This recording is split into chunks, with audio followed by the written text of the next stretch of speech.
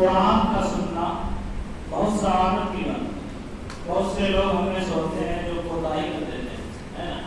حدیث میں آیا ہے کہ قرآن کا بھی حق ہے, اس پر حق ہے, مسلمانوں کا حق ہے. اس لیے کہ یہ قرآن کس کا معجزہ ہے؟ ہمارے نبی کا معجزہ ہے.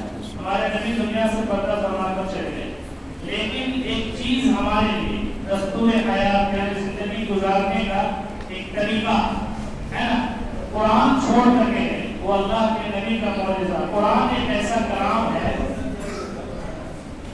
کہ اللہ تبارک و تعالیٰ نے اس کو یاد کرنا بہت آسان کر دیا ہے.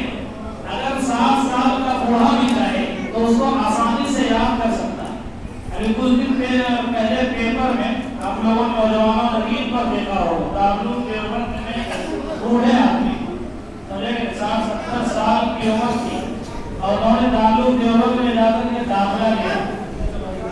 کسی سرکاری نوکری کرتے, وہاں سے جب ریٹائر ہو گئے تو مدرسے میں گیا, وہاں سے عالم بن کر کے علم سیکھنے کا کوئی عمر نہیں ہوتا.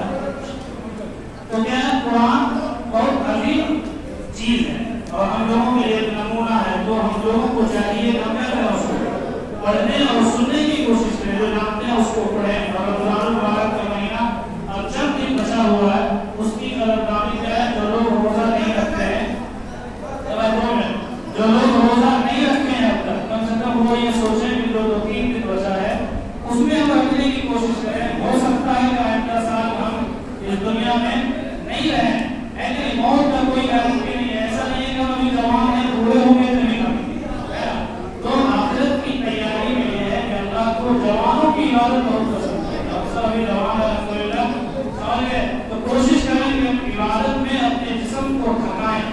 سمجھ گئے, اپنے جسم کو جب تھکائیں گے تو اللہ تبارک و تعالیٰ کے دربار میں جب جائیں گے تو ہمیں خوشی ہوگی اور اللہ کے ہم پر فضل کرے گا. وہ یہ ایک نطفے سے گندے پانی سے بنا ہوا انسان جب میرے سامنے آیا, میں نے اس کو عزت دیا, سب کچھ دیا, ہمارا ہم سے بہت خوش ہوگا. کوشش کریں گے بھائی. اچھا, جنت میں ایک دروازہ ہے جس کا نام ہے ریان. کیا نام ہے؟ ریان. وہ صرف روزہ داروں کے لیے ہی کھلے گا. کتنا اسپیشل اللہ تعالیٰ نے انتظام کیا. جنت میں ایک دروازہ روزہ داروں کے لیے بنا دیا. تو ہم سب قدردانی کی کوشش کریں انشاءاللہ.